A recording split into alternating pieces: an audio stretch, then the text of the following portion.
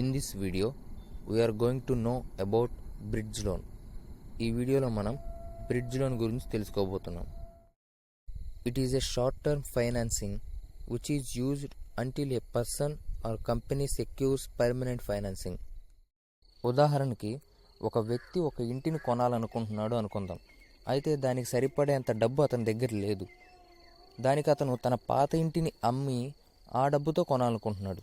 కానీ ఆ పాత ఇల్లు అమ్ముడవడానికి టైం పడుతుంది. ఈలోపు తను కొనాలనుకున్న ఇల్లు వేరే వాళ్ళు కొనుక్కునే అవకాశం కూడా ఉంది. కాబట్టి అతను ఒక బ్యాంక్ దగ్గరకు వెళ్ళి బ్రిడ్జ్ లోన్ తీసుకుని ఆ అమౌంట్తో తను కొనాలనుకున్న ఇంటిని కొన్నాడు.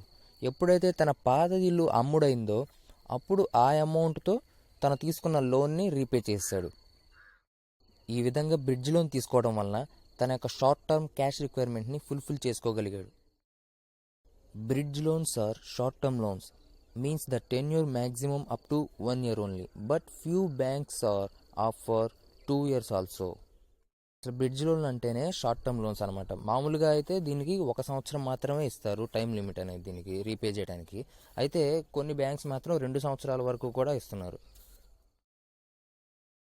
Normally bridge loans provided with high interest rates by banks and NBFCs.